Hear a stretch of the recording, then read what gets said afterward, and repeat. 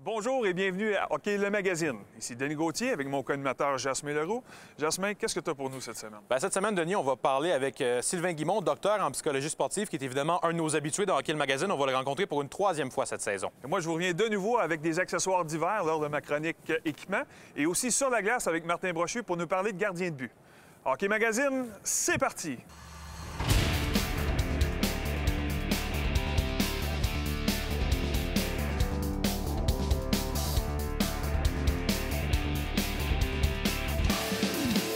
Hockey le magazine, en collaboration avec Hockey Québec, le leader du développement et de l'encadrement du hockey au Québec. On est cette semaine en compagnie de Daniel Jacob, entraîneur adjoint avec le Rocket de Laval. Daniel, tu fais partie de ceux qui se sont joints au Rocket avec Joël Bouchard, avec Alexandre Burrows, la nouvelle équipe vraiment qui est arrivée ici. Comment ça se passe les premières semaines? C'est quoi les premiers sentiments que tu as après ton arrivée? Bien, c'est sûr qu'on est très fiers. On savait qu'il y en avait beaucoup de travail aussi. Ça va bien, on a un bon groupe de joueurs. Au niveau des entraîneurs aussi, on s'entend très bien, on travaille bien ensemble déjà. Donc, beaucoup de plaisir jusqu'à maintenant. Vous semblez, je ne sais pas si je me trompe, avoir une personnalité peut-être qui fait contraste avec celle de Joël, qui est très explosive. Comment ça se passe, votre partenariat, toi et Joël, ensemble? Est-ce que tu es celui peut-être qui le calme un petit peu? Je ne sais pas. Bien, le calmer, je ne sais pas si je le calme, mais je pense qu'au bout de la ligne, on pense de la même façon. On a la même façon d'approcher les choses. Mais d'un certain côté, c'est ma vision, la façon dont je ferai les choses versus lui, puis vice-versa. Donc, on se challenge par rapport à ça. Puis, je pense que c'est ce qui fait le bon ménage. L'autre chose que je vais te demander, est-ce que c'est une pression différente pour toi maintenant que tu arrives dans le côté professionnel du hockey? Tu as entraîné, bon, comme je le disais, beaucoup de niveaux mineurs. La Ligue junior majeure du Québec, qui, oui, est un bon niveau, mais qui reste pas du pro. Maintenant, les gars, ils sont payés pour ça, c'est leur vie. C'est une pression différente, peut-être? Bien... D'amener le résultat, de les faire évoluer vraiment? Absolument, mais ça, t'es fait évoluer au niveau junior aussi. Je les ai fait, on essayait de les faire évoluer aussi au niveau universitaire. Je pense que la pression, tu te la mets tous les matins quand tu te lèves, de faire au mieux de tes capacités. Puis je pense que c'est la préparation aussi. Quand tu es préparé, c'est comme n'importe quoi. Tu te présentes un examen puis tu n'es pas prêt. Bien, c'est sûr que tu vas ressentir la pression. Si tu te présentes préparé, bien, à ce moment-là, là, tu sais, tu as confiance en tes moyens puis tu sais où est-ce que tu t'en vas. Donc, je pense que tu pars la préparation, avoir confiance en soi. Et puis, à ce moment-là, la pression, regarde, on la gérera comme elle vient. Puis jusqu'à maintenant, ça va bien. Là. Je sais que tu entraînes encore au niveau du hockey mineur avec tes enfants, puis tu restes impliqué à ce niveau-là. Ça doit être assez spécial quand même d'entraîner le vendredi soir à la Place Belle, 12 000 personnes, puis de se retrouver dans un aréna bien ordinaire le lendemain. Comment tu vis ça? Bien, je trouve ça très, très cool, puis je m'en voudrais de ne pas le faire. Des fois, je t'avouerai que des matins, c'est un petit peu plus dur de se lever. Mais en même temps, je pense que les sourires qu'on a sur la glace, puis tu sais, on parle de professionnels, puis la grosse pression, mais tu sais, on peut se dire devoir accompli aussi quand les joueurs sortent vidés, mais avec le sourire dans le visage. Puis c'est la même chose qui va se produire la fin de semaine avec ma gang là, de bientôt novices. On revient à l'essentiel du plaisir, c'est ça qui... Bien, du plaisir, puis tu sais, c'est comme n'importe quoi, une bonne communication avec eux. On évite à leur reprocher des choses, à essayer de les corriger, mais tu sais, ils font tellement de bonnes actions aussi. Je pense que c'est important le renforcement positif avec eux aussi. Donc moi, tu sais, je m'amuse la fin de semaine, puis je les encourage. J'adore ça. Je ne sais pas s'il y a quelque chose que tu vas pouvoir me répondre là-dessus, mais est-ce que tu amènes quelque chose du MAG à ici ou d'ici au MAG? Est-ce qu'il y a une espèce de valeur que tu peux transmettre entre les deux côtés qui t'apprend des choses pour les deux postes? C'est une bonne question. Tu sais, le hockey reste le hockey. On n'essaie pas de le réinventer. Fait que c'est... Tu sais, je reste moi-même. J'essaie de l'amener de l'énergie. Aux deux niveaux, il faut que tu amènes de l'énergie. Puis, tu sais, je complique pas les choses d'un côté ou de l'autre. Puis, je parlais de la communication tantôt. Ça reste le même truc là, à tous les niveaux. Donc, tu sais, moi, un samedi matin à Blainville versus un vendredi soir aussi, je fais du hockey puis je suis bien chanceux. Ça reste le même plaisir au bout du compte? Exactement. Bien, on souhaite la meilleure des chances. On est dans un bel aréna ici. C'est une bonne première saison pour vous, la meilleure des chances. T'es bien gentil. Merci beaucoup, Daniel. Cette semaine, à la question quiz. En juin dernier, Simon Bourque a fait partie d'une transaction l'envoyant de l'Organisation du Canadien vers celle des Jets. Outre l'attaquant Joël Armia et des choix de repêchage, le Canadien a aussi mis la main sur un gardien de but qui n'aura fait que passer avec le CH. Qui est-ce? Est-ce que c'est A. Michael Hutchinson, B. Andrej Pavlet ou C. Steve Mason? La réponse après la pause. La réponse C. En retour du défenseur québécois, le Canadien a mis la main sur l'attaquant Joël Armia, le gardien Steve Mason et sur des choix au repêchage en 2019 et 2020. Si Armia fait présentement partie du top 9 du Canadien, Mason a rapidement été soumis au ballottage peu de temps après son acquisition. Le CH a ensuite acheté son contrat, auquel il restait une saison à une valeur de 4,1 millions de dollars. On a récemment rencontré Book dans le cadre de notre segment « Parcours au hockey mineur ». Dans le fond, j'ai commencé mon hockey mineur à Saint-Lambert. J'ai commencé à jouer à 5 ans, novice B pour les Red Wings de Saint-Lambert. Après ça, j'ai fait novice A. Comme un attaquant, en plus, j'ai joué à l'attaque. Après ça, à tombe 2B, j'ai changé pour être défenseur. J'ai joué mes 2 années à tombe 2B. Après ça, j'ai joué toujours à Saint-Lambert. Après ça, Pee-Wee 2A pour les Prédateurs du Saint-Laurent, les 2 années. Ensuite, Bantam 2A, le hockey a été mis dans les écoles. Donc, j'ai joué mes 2 années Bantam 2A au Collège français. Après ça, Midget 3A au Collège Charlemagne. Puis après ça, junior majeur à Rimouski et Saint-Jean pour finir. Je te dirais, mon année Bantam 2A, ma première année, j'ai eu un coach, Robert Lebel. Ça a été vraiment mon premier coach là, qui m'a vraiment fait progresser. Puis ça a été une très belle année dans le sens que on était tout le temps ensemble, les gars, vu que le hockey était mis dans les écoles. Donc ça a été vraiment une super belle année. Pour moi, le 3 d'été, ça a été la meilleure chose qui m'est arrivée là, parce que justement, je jouais avec des gars qui étaient vraiment de haut calibre. On avait Beauvillier, Anthony Beauvillier, Jean-Christophe Baudin, Guillaume Brisebois. Des gens à bas âge, je pouvais voir c'était quoi la compétition, vraiment voir c'était quoi les gars qui avaient du talent, puis de faire partie de ça, pour moi, ça a été majeur. Mais je suis capable de voir l'autre côté de la médaille aussi. C'est sûr que si tu fais un autre sport puis qui est compétitif aussi, puis tu aimes ça l'été, écoute, vas-y. C'est souvent la même chose. On entend tout le temps, lui, il meurt que toi, lui, il meurt que toi, ils sont tous meilleurs que toi. C'est vraiment juste, au bout de la ligne, c'est pas à propos des autres, c'est à propos de moi. C'est moi qui vais faire mon propre chemin. C'est vraiment juste de concentrer sur avoir du fun. Puis jouer au hockey. Le hockey, c'est pour avoir du plaisir en premier lieu, puis c'est vraiment juste d'avoir du plaisir, de se concentrer sur ce qu'on a à faire, puis au bout de la ligne, tout va bien aller. J'étais un fan du Canadien longtemps, je le sais encore, donc d'avoir la chance de voir des gars comme ça qui jouent pour les Canadiens de Montréal, je parle de Francis Bion, c'est un Québécois qui il a toujours travaillé, puis quand j'allais voir au Centre Bell, je me rappelle, c'était toujours un gars qui se donnait à 100 %, qui avait beaucoup de hargne au travail, puis beaucoup de cœur, donc c'était tellement le fun d'aller voir jouer. Puis Markov, on le sait, c'est un défenseur qui est très fluide, qui prend des bonnes décisions, donc juste d'aller le voir jouer, d'avoir la chance de le voir en live, c'était le fun. Croire en toi, c'est vraiment ça. Il y a tellement de monde qui vont dire que c'est difficile, il n'y a pas beaucoup de jeunes qui passent, puis tout ça. Il n'y a pas beaucoup de monde qui sont positifs dans le rêve. Donc, c'est vraiment juste de toi-même être capable de croire en toi, peu importe ce qui arrive, puis d'être positif. Au retour de la pause, ne manquez pas notre entrevue avec le docteur en psychologie sportive Sylvain Guimont. Il sera question d'un phénomène hautement important, les médias sociaux. On est encore cette semaine en compagnie du docteur en psychologie sportive Sylvain Guimont. Sylvain, on va parler d'un sujet qu'on pourrait parler pendant 45 minutes, les médias sociaux. Ça, c'est arrivé depuis les dernières années et pour une équipe de hockey ou une équipe de sport, ça change une dynamique lorsque les médias sociaux embarquent dans la situation, là. Je pense qu'il faut aviser comme il faut les jeunes comment utiliser ça, et aussi les parents, mais aussi les instructeurs. C'est un beau moyen de communiquer, mais c'est aussi quelque chose de dangereux. Un, parce que le message est envoyé pratiquement partout en train extrêmement rapide. Instantané. Instantané, puis souvent, on ne prend pas le temps de voir quelles seraient les conséquences de ça.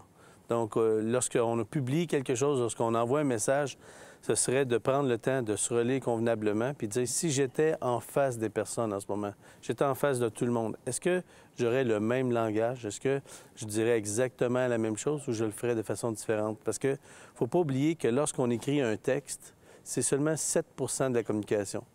Donc, moi, je ne sais pas énormément c'est quoi les émotions de la personne derrière ça. Je ne sais pas comment elle va le recevoir parce qu'elle n'est pas devant moi lorsqu'elle va le lire. Ouais. Donc, c'est important. Il y a l'intonation de la voix. Donc, 7 % on dit que c'est les mots. On dit que 38 % c'est l'intonation de ma voix. Ah, ouais. Ah, ouais.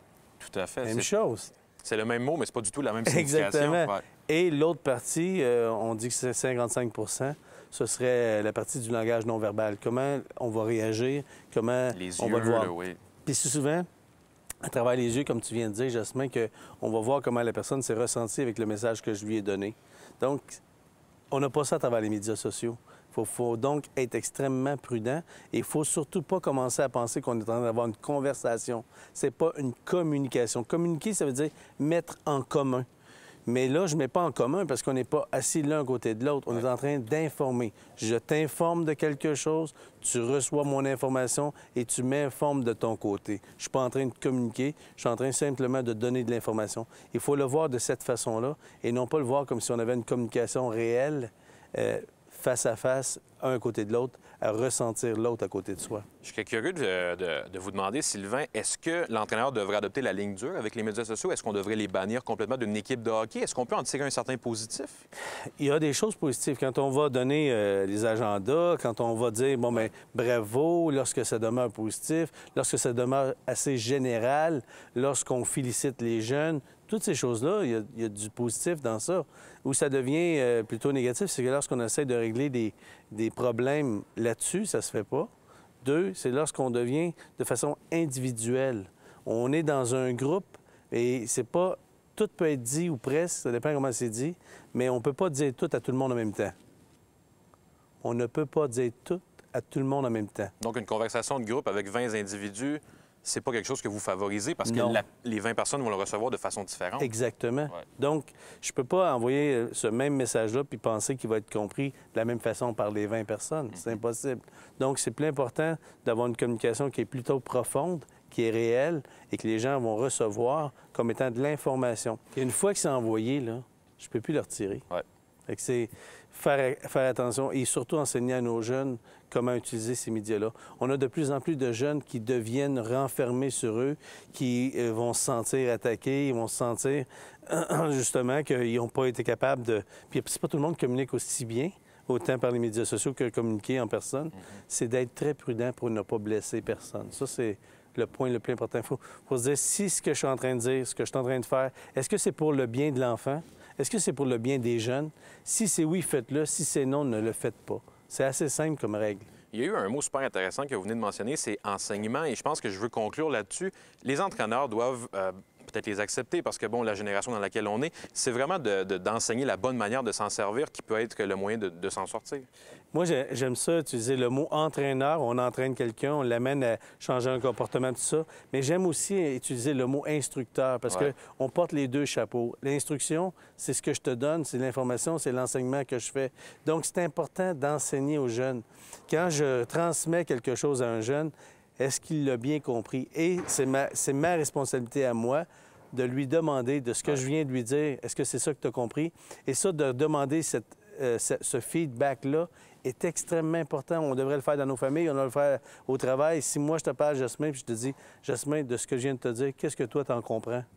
Et là, tu me dis ce que tu as compris. Ma réponse serait peut-être différente de celle que tu crois. Exactement. Ouais, et là, si c'est le cas, c'est à moi d'ajuster mon message parce que ce qui est important dans un message, c'est l'intention. Donc, l'intention que j'avais, pour moi, est-ce qu'elle est bien comprise par toi? Si c'est le cas, bien, on a eu une communication qui est fructueuse, qui va être bien. Mais si c'est pas le cas, toi, tu repars de ton côté avec la compréhension que tu as eue du message que je t'ai envoyé. Mais c'était pas celui que j'avais, moi, l'intention. Ce qui compte, c'est toujours l'intention. Donc, de s'assurer, et c'est mon devoir à moi, comme personne qui communique avec toi, de m'assurer que tu as bien compris le message que je voulais te donner.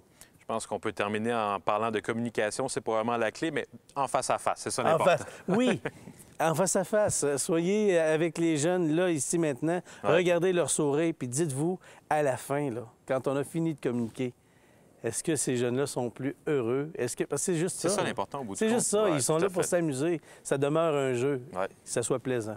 Bien, merci beaucoup, docteur. Merci beaucoup.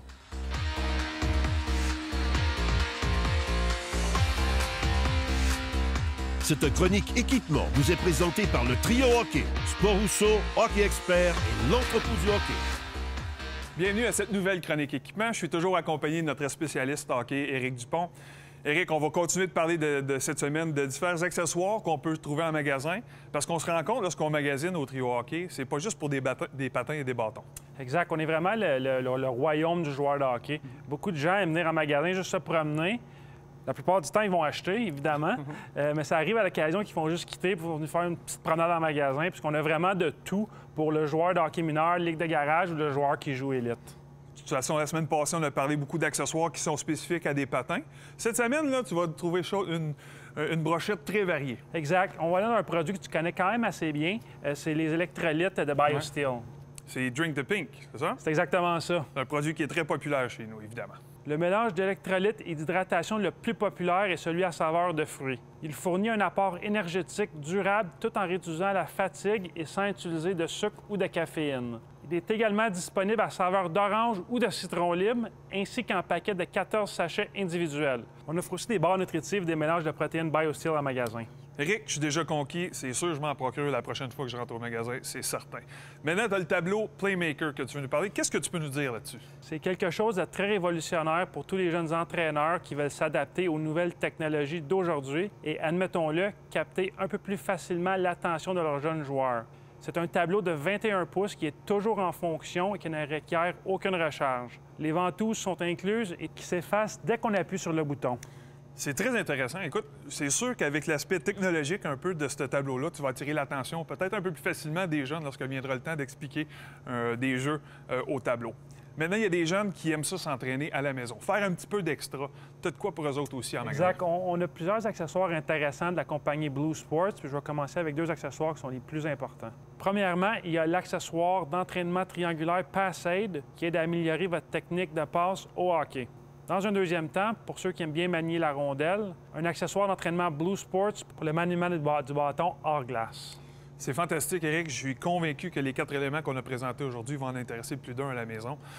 Évidemment, avec le nombre d'hockeyeurs et d'hockeyeuses qu'on a au Québec, il faut savoir satisfaire les besoins de tous et chacun. Exact. Que ce soit pour des conseils d'hydratation, des besoins pour les entraîneurs ou les entraînements hors glace durant la saison morte ou pendant les congés, on a vraiment tout en magasin pour tout le monde.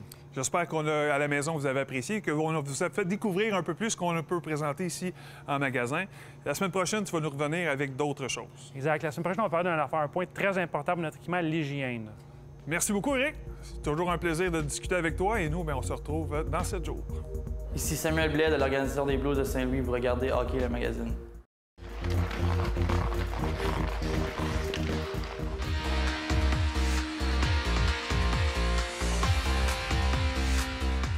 La chronique sur la glace est une présentation de Captorder, hygiène du sport. Captorder passe à l'action. Cette semaine, à la chronique sur la glace, je suis accompagné de Martin Brochu de l'Académie de hockey Joël Bouchard. Martin, les techniques de gardien de but, il y en a qui rendent ça facile, il y en a qui rendent ça difficile. Mais il y a quelque chose que tu veux nous parler aujourd'hui qui semble beaucoup plus difficile que ça n'en paraît. Oui, effectivement. Aujourd'hui, on voit souvent le gardien de but lorsque la rondelle est derrière le filet, souvent en position papillon ou sur ses genoux, ce qui complique la tâche lorsqu'il y a une passe qui est effectuée dans l'enclave. Donc, on va démontrer les avantages et les inconvénients de cette position et la position que je suggère. Parfait. On regarde ce que ça donne. Bon, Martin, dans l'exercice aujourd'hui que tu vas nous démontrer, on va parler de la position de gardien de but lorsque la rondelle est derrière le filet. Beaucoup de systèmes de jeu aujourd'hui, sur les tactiques offensives, amènent la rondelle derrière le filet parce que ça amène de la confusion dans l'équipe défensive. On est obligé de faire face à l'arrière. Et aussi pour le gardien de but parce que lui est obligé de tourner la tête sans savoir ce qui se passe devant lui. C'est un peu ça la technique que tu veux démontrer aujourd'hui. Comment réagir à cette situation-là? Oui, effectivement, Denis, aujourd'hui, la rondelle se promène beaucoup en bas de zone et il y a des passes qu'il fait dans l'enclave. Souvent, on voit le gardien de but. L'ancienne technique était, pour moi, selon moi, la meilleure, où le gardien de but était debout, en bonne position, la rondelle dans le coin ici, et sur ses pieds. Donc, très facile pour le gardien de but de se déplacer vers l'arrière du filet ou vers l'avant ou l'arrière. Donc, si la passe se fait derrière le filet, il y a une passe qui se fait. Très facile de battre la passe. Le gardien est sur ses pieds et très facile de réagir s'il y a une passe qui s'effectue dans l'enclave. Dans l'autre position qu'on voit beaucoup aujourd'hui, on voit souvent le gardien de but en position renversée, comme on peut dire. Si la rondelle part de l'autre côté, si on voit la rondelle est rendue de l'autre côté, le gardien n'a pas battu la passe encore. Donc, s'il y a une passe qui se fait dans l'enclave, il est en retard sur le jeu. Donc, très difficile pour le gardien de but d'être bien centré, d'être bien positionné et d'effectuer l'arrêt. Donc, on voit souvent un gardien qui est en retard. C'est là qu'on voit des arrêts spectaculaires. Un gardien qui n'est pas bien positionné, c'est ce que ça donne. Et quel est l'avantage d'avoir la position avec le genou à terre par rapport à celle qui est debout? Est-ce qu'il y a un avantage dans une situation qui est plus précise? C'est certain que si le joueur a la rondelle et se déplace vers le filet, se déplace tranquillement. Là, on va demander au gardien de but d'être un petit peu plus proche de la glace, si on veut, pour les jeux courts. Donc, il a une excellente position présentement pour bloquer les trous proches du poteau. Et s'il y a une passe qui se fait dans l'enclave ici, près, bien, le gardien de but est prêt et couvre bien le bas de la glace. Donc, c'est une situation qui est avantageuse quand la rondelle est située proche du filet. Si la rondelle s'éloigne, là, on va demander au gardien de but. Moi, je suggère, évidemment, que chaque gardien de but a sa propre technique. Si ça fonctionne de l'autre technique pour lui, tant mieux, pas de problème.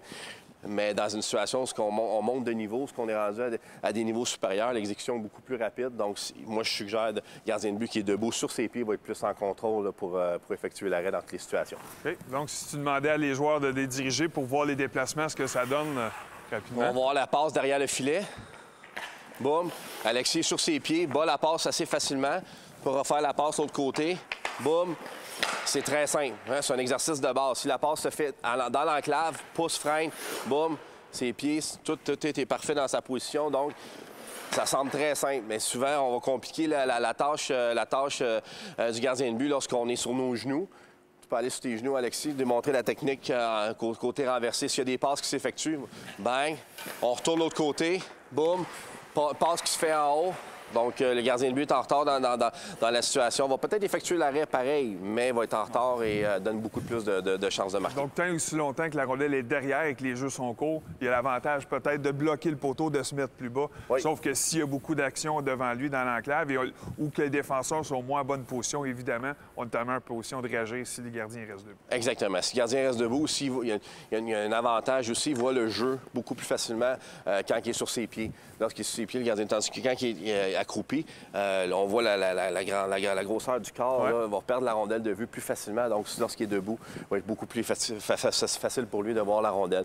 Et l'autre chose aussi que je pense c'est un avantage non négligeable au niveau des blessures, lorsqu'on va en position renversée, on utilise beaucoup nos hanches, nos genoux, ce qu'à long terme, là, au niveau des blessures, je pense qu'on a avantage à rester debout le plus possible là, pour essayer de peut-être sauver des blessures. Et ça, de plus en plus dans la Ligue nationale, on voit des gardiens de but qui ont des problèmes de hanches, de but. Et tu penses que c'est causé en partie à cause des nouvelles techniques qui mettent beaucoup plus de pression, beaucoup plus de chaleur, si tu veux, sur les articulations? Bien, effectivement, le nombre de fois que je peux voir des gardiens de but dans la Ligue nationale effectuer cette technique-là pour absolument rien, au lieu de rester sur leurs pieds, à un moment donné, c'est sûr que ton corps en prend un coup. Un coup. Bon, merci beaucoup, Martin. C'est toujours très intéressant. Et nous, bien, on se retrouve la semaine prochaine. Beaucoup de choses intéressantes pour vous la semaine prochaine. Jasmin? Oui, tout à fait. On vous en avait parlé en début de saison qu'on allait rencontrer les Canadiennes de Montréal. C'est la semaine prochaine que vous allez pouvoir vivre cette incursion au cœur de cette nouvelle équipe qui progresse de plus en plus dans la Ligue canadienne de hockey féminin. Oui, et moi, je reviens encore avec la chronique équipement. Et avec Patrick Boileau, on va se créer des lignes de tir sur la glace. À la prochaine. Hockey le magazine vous a été présenté en collaboration avec Hockey Québec, le leader du développement et de l'encadrement du hockey au Québec.